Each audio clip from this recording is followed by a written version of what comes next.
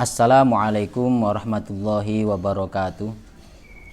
A'udzu billahi minasyaitonir rajim. Bismillahirrahmanirrahim. Hamdan wa syukran lillah wassalatu wassalamu ala Rasulillah sallallahu alaihi wasallam. Amma ba'd. Saudara-saudaraku, sahabatku semuanya, khususnya anak-anakku kelas 1 Madrasah Diniyah Pondok Pesantren Nurul Ulum Kabupaten Blitar. Hari ini kita meneruskan mengaji kitab Mabadi Fikih Juz 2. Untuk itu marilah kita mulai bersama-sama dengan tawasul. Bismillahirrahmanirrahim. Ila hadratin Nabiyil Mustafa Muhammadin sallallahu alaihi wasallam wa alihi wa azwajihi wa dzurriyyatihi wa ahli baitihi. Al-Fatihah. A'udzu billahi minasy syaithanir rajim. Bismillahirrahmanirrahim. Alhamdulillahi rabbil alamin arrahmanir rahim maliki yaumiddin iyyaka na'budu wa iyyaka nasta'in ihdinas siratal mustaqim siratal ladzina an'amta 'alaihim ghairil maghdubi 'alaihim waladdallin. Amin.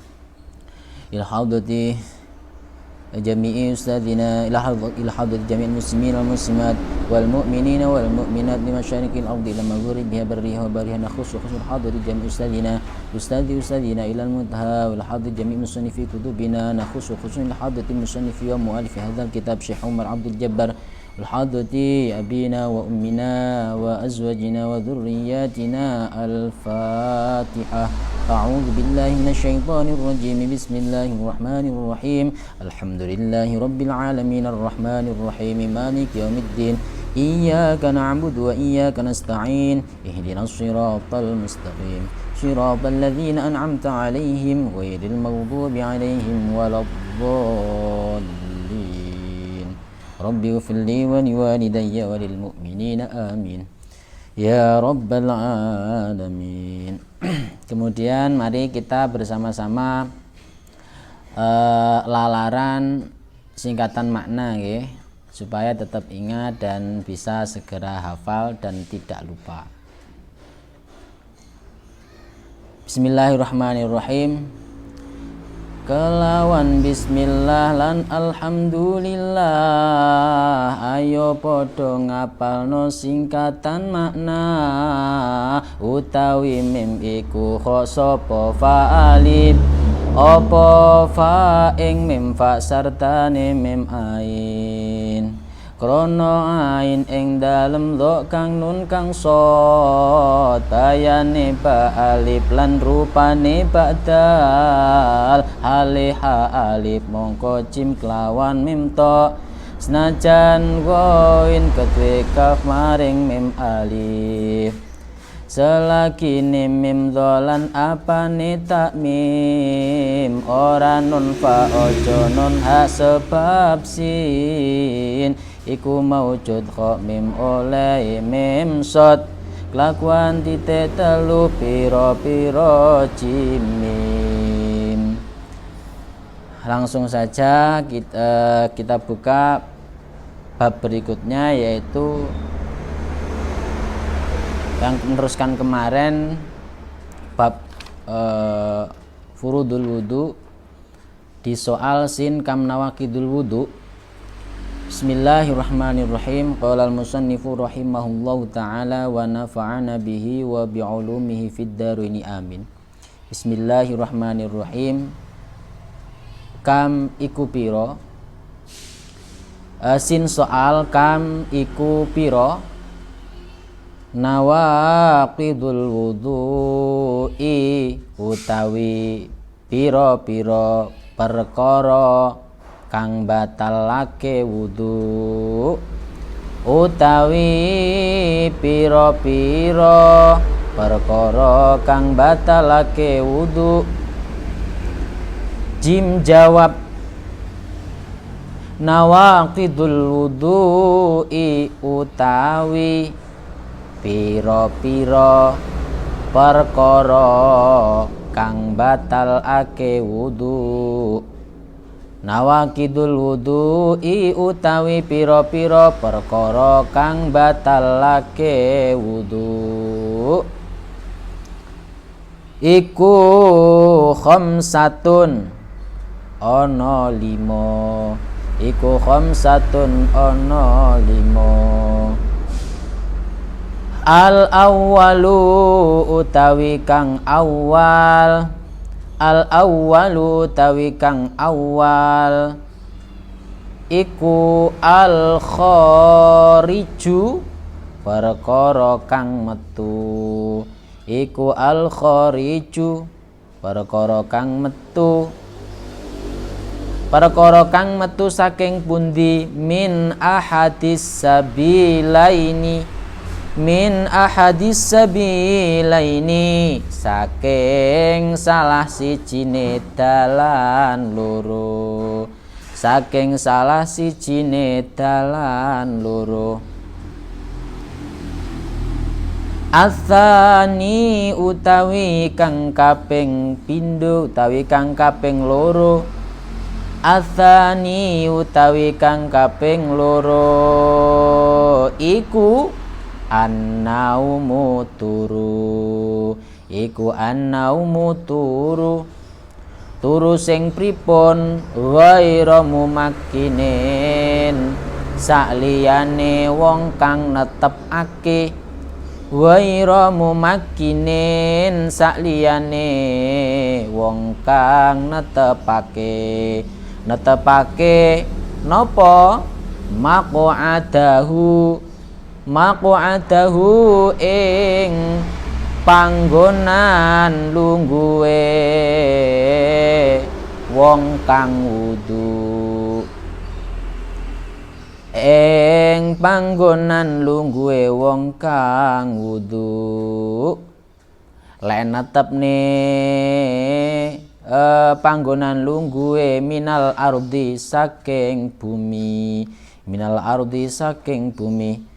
Kemudian yang nomor 3 ats-tsalitsu utawi kang kaping 3, ats-tsalitsu utawi kang kaping 3 kang kaping 3 iku zawalul aqli ilangi akal, iku zawalul aqli ilangi akal.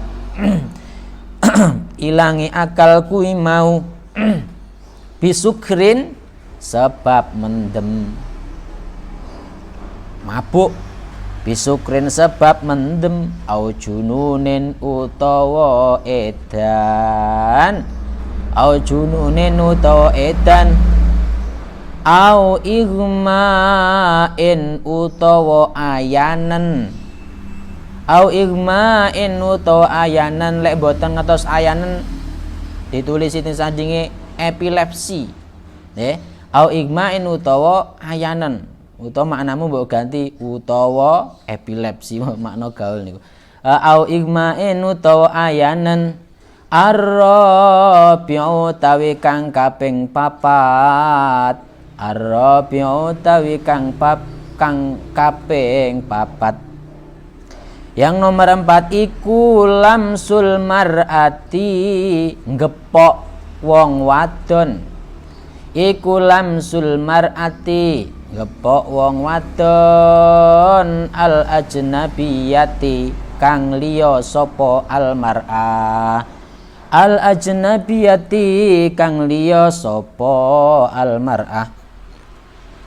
Al khamisu utawi kang kaping 5, al khamisu utawi kang kaping 5 iku masu farjil insani, iku masu farjil insani gepok farjine manungso, gepok farjine manungso.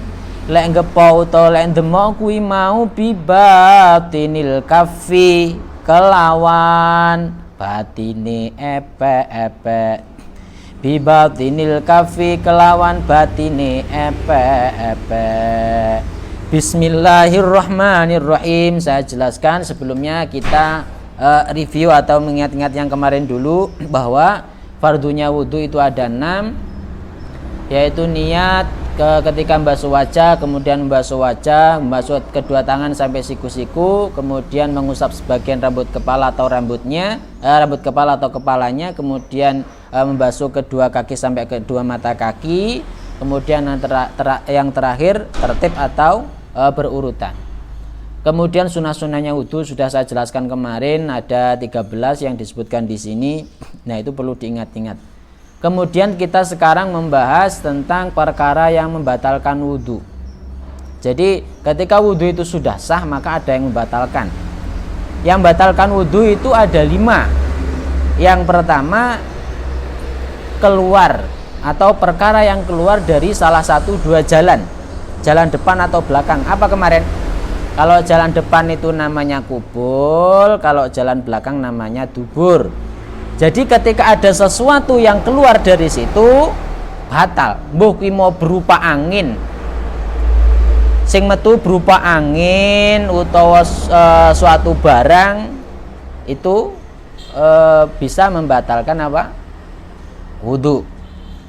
Jadi perkara yang membatalkan wudu yang pertama adalah keluarnya sesuatu atau sesuatu yang keluar dari salah satu dua jalan, baik depan atau belakang, yang biasanya untuk buang air kecil atau buang air besar. Jika di situ ada keluar sesuatu baik berupa angin atau yang lain, maka wudunya batal. Kemudian yang nomor 2, an-naumu ghairu mumakkinin maq'adahu minal ard. Yang nomor 2 adalah tidur tanpa menetapkan tempat duduknya. Penake ngeten. Enek orang tidur yang tidak sambil duduk menetapkan pantatnya di tempat duduknya, baik nanti ning lemah atau ning mester. Itu tidak batal wudunya kalau tidurnya seperti itu. Kalau tidurnya itu sambil telentang atau murab atau yang lain, ya bisa batal wudunya. Lah kalau tidurnya itu sambil duduk menetapkan pantatnya di tempat duduknya, maka dia tidak batal.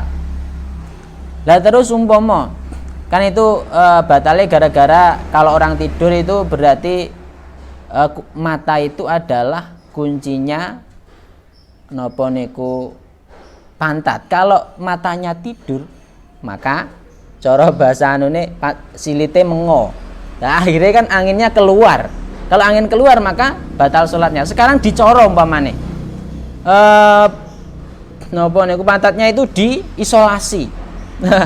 Disolasi ben anginnya tidak metu, kemudian tidur terlentang, tetap batal. Itu tidak bisa seperti itu. Jadi ada syaratnya tidur yang tidak membatalkan membatalkan wudu adalah tidur sambil duduk yang menetapkan pantatnya. Lalu mau kalian lendet-lendet pripun Ustaz? Kalau lendet-lendet ya ndak apa-apa. Sementing ora mengo silite. Artinya tetap menetapkan pantatnya. Itu yang perlu dipahami ya. Biasanya karo ngenteni jamaah, layah-layah selawatan, karo pujian, karo ngantuk-ngantuk, akhirnya karo turu. Lek karo lungguh mboten batal, tidak perlu wudu lagi. Lah umpama karo mlumah, karo ngenteni jamaah karo mlumah lek turu karo bantalan. Tapi mek guru ngantuk. Ini perlu saya jelaskan bedanya ngantuk kali turu ya. Kalau orang yang mengantuk itu masih mendengar orang yang ada dekatnya. Jadi lek umpama enek wong omong-omongan iki jek krungu. Iku jek ngantuk berarti. Lah lek wis sampai ngimpi barang utawa wis ndak sadar enek sandinge enek wong ngomong utawa sampai bermimpi, nah iku namanya tidur. Jadi harus bedakan antara mengantuk dan tidur. Mas aku turu apa ngantuk toh gimana? Kalau masih mendengar orang-orang yang di sampingnya, mendengar omongan atau masih mendengar sesuatu, nah itu masih belum tidur atau masih mengantuk namanya. Tapi kalau sudah sampai bermimpi, lah itu mesti turuni lek niku. Nah, bedakan antara mengantuk dan tidur. Lah lek karo mlumah terus kemudian mengantuk, apa batal? Tidak, karena hanya mengantuk. Yang batalkan wudu adalah tidur. Lanjut. Sekarang yang membatalkan wudu yang ketiga yaitu hilangnya akal sebab mabuk. Mbuh mangan sesuatu yang tidak sadar, mangan sesuatu yang bisa membuat dia mabuk, akhirnya mabuk, ingatannya hilang kan kalau mabuk. Nah, itu langsung batal. Karena zawalul akli ini yang pertama harus dipahami. Ketika hilang akalnya entah sebab apapun itu bisa membatalkan wudu. Diparingi contoh dan bisukrin sebab mabuk, mendem mabuk. Niku bisa membatalkan wudu. Kemudian au jununin atau gila. Iki nek wong kumat-kumatan gendeng. 5 menit sadar, 5 menit gendeng utawa sak jam sadar. Kemudian sak jam neh gendeng. Sak jam neh sadar neh. Iku nek wong gendeng ngoten niku kumat-kumatan. Lah, ketika sak jam pertama dia wudu, moro-moro kumat gendengi. Kumat edane langsung seketika itu batal wudunya. Kemudian au igmain atau ayanan itu epilepsi, sejenis penyakit yang bisa menyebabkan orang kejang-kejang, kemudian lupa ingatan dan kemudian mesti kejang-kejang terus pingsan.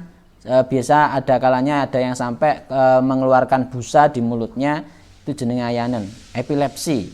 Ini juga membatalkan wudu karena ingatannya hilang. Jadi saya ulang lagi, perkara yang membatalkan wudu yang ketiga adalah hilangnya akal. Hilangnya akal tersebut disebabkan karena mabuk, mendem, utawa gendeng, edan, hilang ingatan, atau igma niku ayan atau epilepsi. Nah, itu bisa membatalkan apa? Wudu. Kemudian yang keempat, ar-rabi'u lamsul mar'ati al-ajnabiyah. Di sini yang dijelaskan menyentuh atau bersentuhan dengan wanita lain. Lek wong lanang berarti, lek wong itu berarti bersentuhan atau tersentuh oleh laki-laki lain. Nah, itu bisa membatalkan wudu. Nah, yang perlu saya jelaskan, bersentuhan di sini maksudnya bagaimana? Jadi kulit antar kulit. Ya, ini yang perlu dipahami. Kulit dan kulit atau daging podo daging. Lek rambut podo rambut, cekelan ndak apa-apa. Untu karo untu ndak apa-apa. Karena gigi tidak membatalkan. Lek kuku karo kuku tidak batal juga. Yang membatalkan adalah apa? Kulit. Nah, kemudian yang dimaksudkan wanita lain, dimasukkan laki-laki lain yang bukan mahram, ini berarti ya antonim dari ajnabiyah adalah mahram. Lah, yang membatalkan anak ajnabiyah itu sebenarnya siapa? Berarti bukan mahram. Lah, mahram itu siapa? Kayak ibu, kakak wanitanya, nenek, kemudian paman, cara pakde atau bule itu masih mahram. Oke, ingat-ingat. Ini perhatikan. Jadi yang dinamakan mahram, saya ulang lagi, yang dinamakan mahram adalah orang yang haram dinikah. Saya ulang lagi, yang dinamakan mahram adalah orang yang haram dinikah. Lah, kalau orang yang boleh dinikah maka itu namanya ajnabi. Nah, siapa saja? Contoh ibunya sendiri berarti demean boten batal. Kemudian neneknya boten batal. Kemudian bibinya atau budenya kalau sentuhan boten batal. Lah, kemudian ada permasalahan. Budene sampean, pak dene sampean duwe anak. Nah, lain jenis karo sampean. Mbok demek. Pamane sampean laki-laki. Budene sampean punya anak perempuan. Lah, itu sampean sentuh, batal apa tidak? Batal. Kenapa? Karena dia bukan mahram. Kalau sudah cara bahasa Joni misanan, ya. Kalau misanan itu sudah membatalkan wudu. Kenapa? Karena itu boleh dinikah juga. Meskipun kalau adat Jawa masih belum boleh itu. Sebenarnya boleh dinikah karena dia bukan mahram dan dia juga membatalkan apa? Wudu. Jadi saya ulang lagi, kalau napa niku anake pakde, anake bude niku bukan mahram dan itu membatalkan wudu. Aja rumangsane ndak mbatalne wudu mengke. Lah, terus kalau istri atau suami bagaimana? Itu tetap membatalkan karena tetap itu namanya ajnabi, wong oleh dinikah buktinya. Nah, itu bisa membatalkan wudu. Terus ngeten. Tapi sekarang yang lain jenis itu masih kecil, Ustaz. Masih umur 1, 2, 3, 4, 5 atau 6. Itu bagaimana? Apakah membatalkan wudu? Nah, jawabannya kalau sudah umur 7 itu sudah bisa membatalkan wudu kalau sudah umur 7. Kalau di 6 ke bawah masih belum. Saya ulang lagi. Kalau ini ada pendapat saya kasih tahu ada 2 pendapat. Yang pertama, kalau sudah umur 7 berarti sudah membatalkan wudu. Kalau masih umur 6, 5, 4, 3, 2, 1 masih belum membatalkan wudu. Nah, sekarang saya kasih tahu pendapat yang kedua. Gini. Ukurannya bukan umur. Nah, ukurannya bukan umur tapi sampean sendiri. Ketika tapi di bawah di antara 7 tahun ke bawah ya. Nah, tapi ukurannya bukan umur, ukurannya adalah lihat sampean sendiri. Kalau melihat lain jenis yang masih kecil tadi sudah memiliki keinginan atau syahwat, maka batal. Kalau tidak ada berarti belum. Itu ukurannya diri sendiri. Atau umumnya ya mesti ini per individu orang. Kalau melihat ini belum syahwat, berarti tidak batal.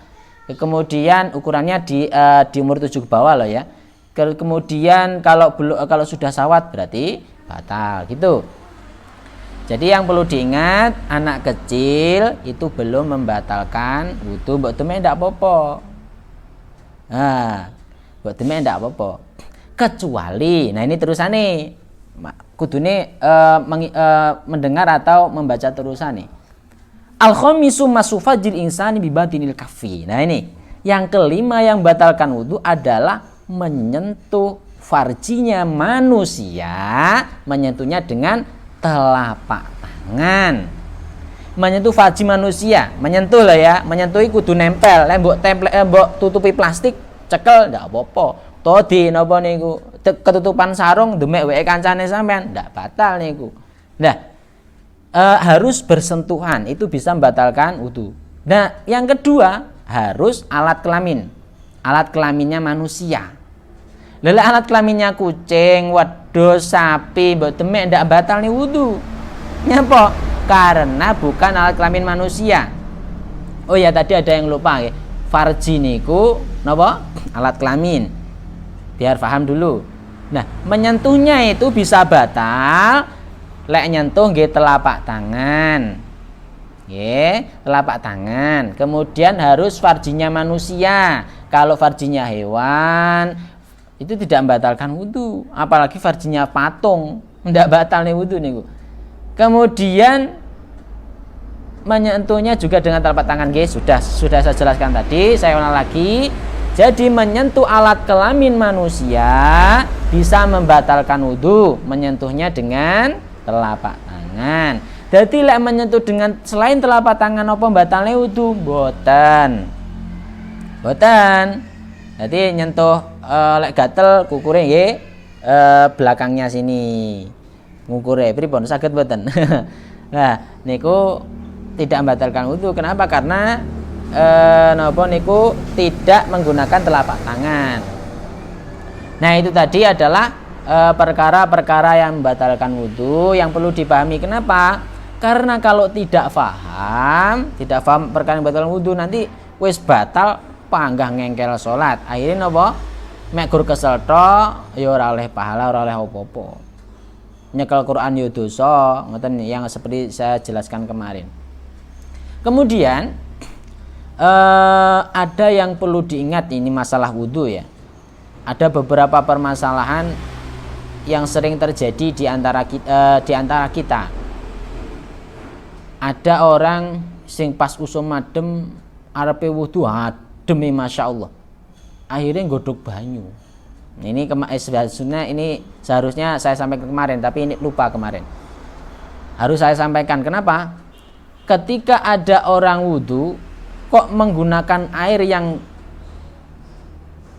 gunakne banyu sing digodhog iku pripun? Ada 2 hukum. Lek cek panas mbok makruh. Cek panas. Lek anget dingge wudu, nah iku boleh. Mandi pun boleh. Jadi apa? Wudu menggunakan air rebusan, apa hukumnya? Boleh. Syaratnya apa? Mboten cek panas, masih mendidih mbok nggih wudu ya melonyo. Nah niku makruh. Kemudian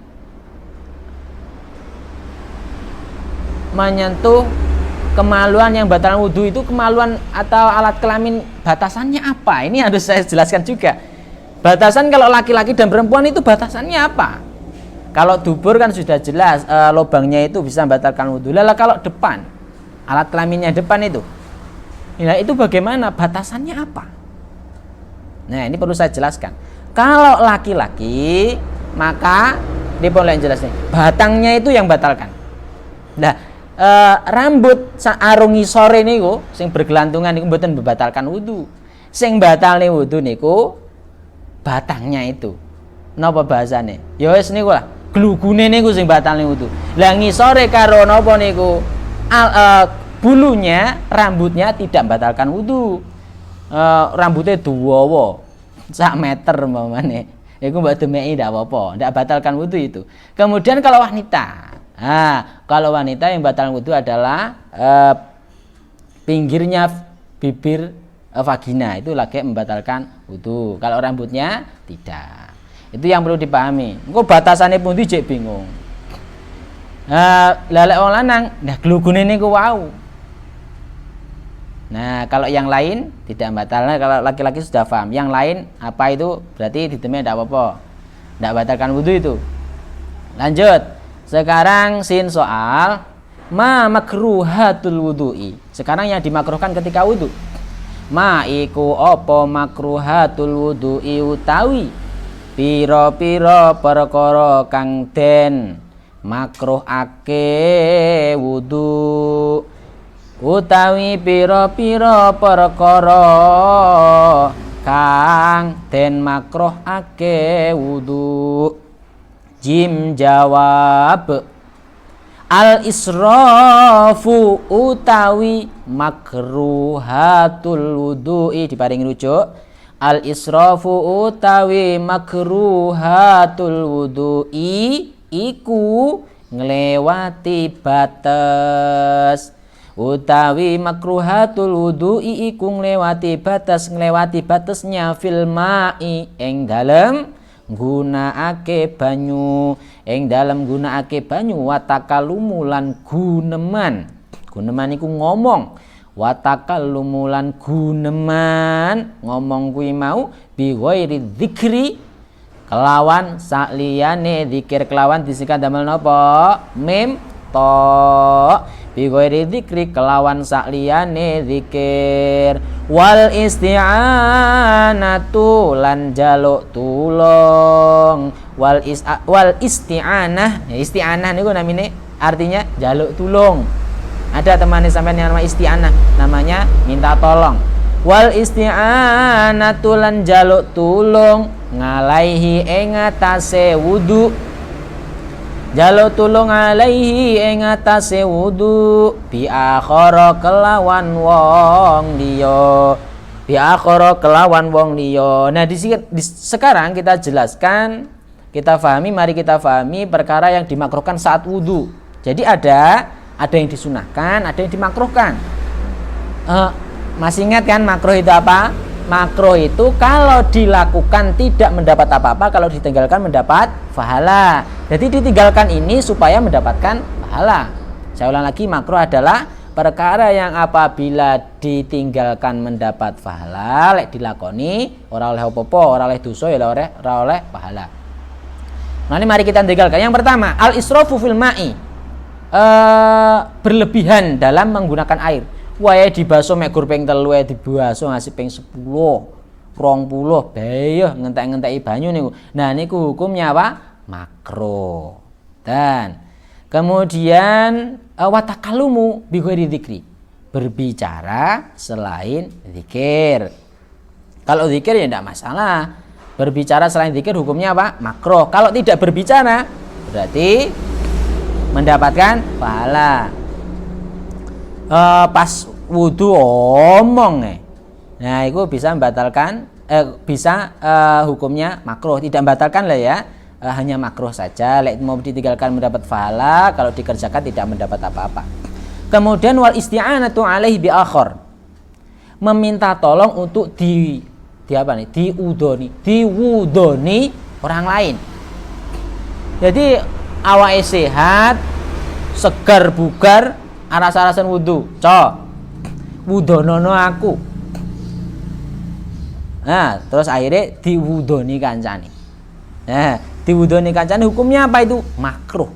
Kecuali umpama ada orang sakit, tidak mampu wudu kemudian minta tolong orang lain, maka itu tidak makruh.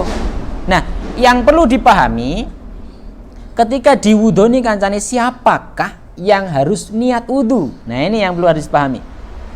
Jawabannya yang harus niat wudu ya tetap orangnya dong. Yang mudoni tidak perlu niat apa-apa, hanya mek gurung napa niku mancurne banyu ngoten tok.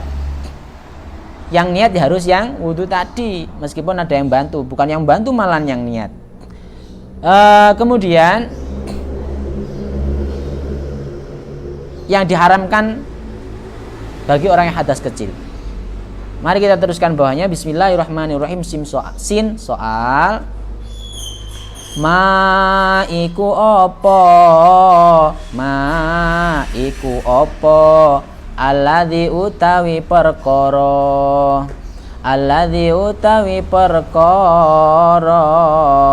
yahrumu kang haram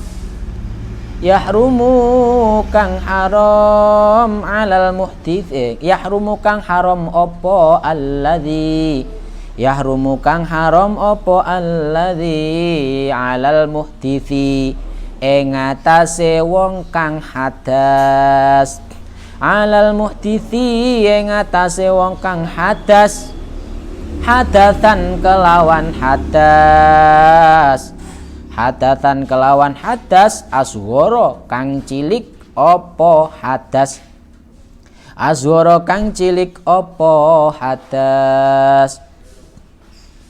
yahrumu jim jawab yahrumu haram alaihi ing atase muhdits. Nah rujuke teng al muhdits niku yahrumu haram alaihi ing atase al muhdits. Apa sing haram? Apa as-sholatu salat? Apa as-sholatu salat? Loh, ini mungkin ada yang bertanya-tanya, yang belajar nahwu niki. Lah niki fiilnya mudzakkar kok fa'ilnya muannas Ustaz. Kok boleh? Ini boleh ketika antara fiil dan fa'il, fiilnya tetap mudzakkar kan niku yahrumu niku dhamirnya mudzakkar, wakeknya mudzakkar. Kemudian as-sholatu kok muannas. Kok boleh Ustaz? Karena ada pemisahnya, apa itu? Alaihi. Jadi ketika fiilnya mudzakkar, fa'ilnya muannas itu boleh, syaratnya harus dipisah oleh sesuatu. Niku dipisahkan daman alaihi, mulane boleh as-sholatu menjadi fa'ilnya yahrumu, yang mana yahrumu itu masih mudzakkar. Apa as-sholatu salat? Napa malih wa tawafu lan tawaf wa massul mushafi lan gepok mushaf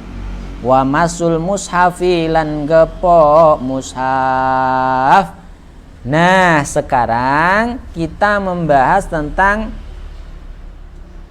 apa saja perkara yang diharamkan bagi orang yang memiliki hadas kecil atau orang yang belum wudu. Itu apa saja yang diharamkan? Hati-hati. Kalau orang yang masih hadas atau orang yang belum punya wudu atau wis wudu tapi wudunya tidak sah, hati-hati nih. Apa saja yang diharamkan bagi orang tersebut? Jawabnya yang pertama, yahrumu alaihi sholat. Yang pertama, haram baginya menjalankan sholat. Wah, wes roh-roh lek turu, wes genah-genah lek batal ngengkel sholat. Hukumnya apa? Haram. Masih ingat kemarin itu haram itu apa? Haram adalah perkara yang apabila dilakukan mendapatkan siksa dan apabila ditinggalkan mendapat pahala. Ya hati-hati nih. Wis roh lek batal ngengkel salat. Napa hukume? Haram, akan mendapatkan siksa. Hati-hati nggih. Jadi dipahami benar-benar. Wah, aku ki hadas kecil, maka saya haram salat, maka jangan salat. Ngoten. Kemudian kalau anak kecil pripun Ustaz? Cilik-cilik ini kok urung pate iso wudu kok melu salat. Kalau anak kecil ya ndak apa-apa karena masih belajar salat kan. Lah sampean kan wis gede-gede. Jangan disamakan. Kemudian yang nomor 2 adalah tawaf. Tawaf niku ngubengi napa? Ngubengi Ka'bah. Nah niku ketika orang tawaf, ketika orang tidak punya wudu atau hadas kecil, maka haram hukumnya tawaf. Kemudian yang terakhir, yang nomor 3, wa massul mushafi. Napa? Menyentuh mushaf. Mushaf niku napa to? Mushaf niku napa? Mushaf itu adalah sesuatu yang ditulisi dengan Al-Qur'an. Ayat-ayat Al-Qur'an niku. Kalau disentuh berarti menyentuh Al-Qur'an hukumnya haram kalau orang yang batal. Lah sing tak cekel wudu tulisane lho Ustaz. Tak cekel pinggire ora pas tulisannya itu bagaimana? Tetap haram. Karena itu masih termasuk dalam lingkupannya mushaf. Dibok demek ya haram. Lah sekarang kalau terjemahan atau tafsir. Enek tafsir ya lihat dulu. Kalau yang tulisannya itu banyak tafsirannya ya enggak apa-apa. Yang penting sing dicekel ora pas tulisannya niku. Kemudian wonten malih saya membukanya ndamel cuthik. Lek cuthik niku nyetur mboten. Jadi kalau orang batal kan boleh baca Al-Qur'an. Tapi ndak iso buka mergo batal. Arab wudu cek awang-awangen. Gaya sire. Golek cuthik utawa pulpen. Nggih buka Al-Qur'ane. Dicuthik Al-Qur'ane ben ndak dosa. Bagaimana itu? Apa cuthik itu ndak nyetrum? Tidak. Ternyata boleh buka Al-Qur'an nggih cuthik lek batal. Jadi lek buka nggih cuthik, sret. Nah, itu solusi. Ngomong arep wudu angel, buka Al-Qur'an ndamel cuthik. Kemudian membaca. Kalau hadas kecil kan tidak haram membaca Al-Qur'an. Yang haram menyentuh. Berbeda nanti kalau hadas besar. Kalau hadas besar menyentuh Al-Qur'an dan membacanya pun haram. Kemudian itu yang dimakruhkan ketika ini adalah perkara yang diharamkan bagi orang yang hadas kecil. Baik, kita lanjut pada bab berikutnya. Sebelumnya saya ingatkan lagi nggih, apapun yang kita pelajari, apapun yang kita pahami coba diamalkan. Jadi perhatikan baik-baik perkara yang membatalkan wudu, perkara yang dimakruhkan ketika wudu, dan juga perkara yang diharamkan ketika wudu jangan sampai dilakukan perkara yang diharamkan ketika wudu. Iku nggih. Kemudian al-ghuslu. Bismillahirrahmanirrahim. Kita sekarang mencapai bab mandi. Al-ghuslu. Al-ghuslu utawi iki iku bab al-ghuslu utawi iki iku nerangake adus. Al-ghuslu utawi iki iku nerangake adus. Sin soal ma iku opo. Ma iku opo al-ghuslu utawi adus. Mandi itu sebenarnya apa sih? Kalau kita kan kadang bingung takok ya adus ki apa. Nah, di sini diberi pengertian. Bab menjelaskan tentang mandi. Kemudian ada pertanyaan, apa yang dinamakan mandi? Nah, ini jawabnya. Jim jawab huwa utawi al-ghuslu. Huwa utawi al-ghuslu iku ghuslu jismin basuh iku ghuslu jismil insani. Terus iku ghuslu jismil insani basuh awake manungsa. Iku ghuslu jismil insani basuh awake manungsa. Sing jenenge adus iku basuh awake manungsa. Kullihi hiya sakabe jismil insan. Kullihi hiya sakabe jismil insan.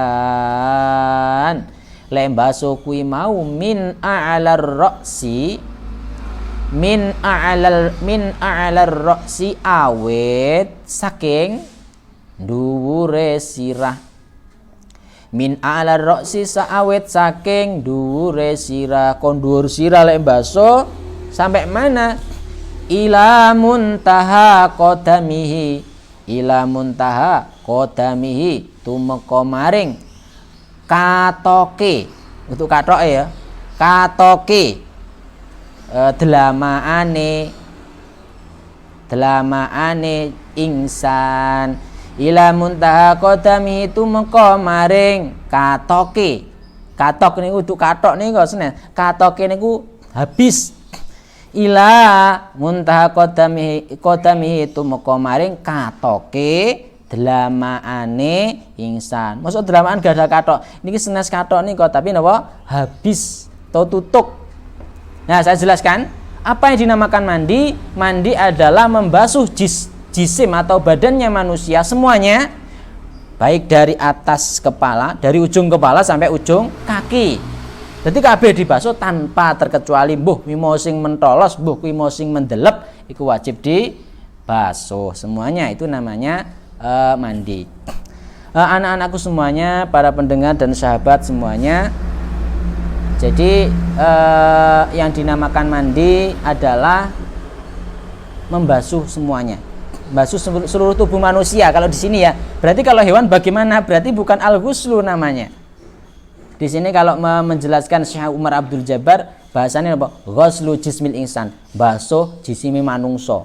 Jadi si jenenge mandi adus iku manungsa. Lelek kewan apa? Guyang. Guyang sapi, guyang kucing dan bahasanya orang ngedusi. Ini kalau menurut ini ya, kalau yang namanya mandi adalah membasuh jisimnya manusia. Wallahu a'lam bishawab. Alhamdulillah alamin. Dari awal tadi ya, semoga apa yang saya sampaikan, apa yang kita pelajari dari awal kita paham semuanya dan juga dilakukan. Oh, jangan sampai berpikiran aku iki wis iso kabeh. Jangan sampai. Saya dulu pernah bertanya pada seseorang. Tak takoki, "Nduk, sampean mari ngene sekolah tok apa karo ngaji apa karo mondok?" "Namung sekolah, Ustaz." "Lah nyapa kok enggak ngaji?" "Kula pun saged sedanten, masyaallah. Kula iso tepuk jidat." Lah wis iso kabeh rumangsane, astagfirullah. Padahal banyak ilmu yang belum dia pelajari tentang agama. Masih banyak ilmu yang perlu dia pelajari. Masih banyak sekali. Yang rumit-rumit belum. Wudu tok mesti lek bener kabeh. Salat. Karena itu jangan sampai berhenti belajar. Jangan sampai berhenti ngaji.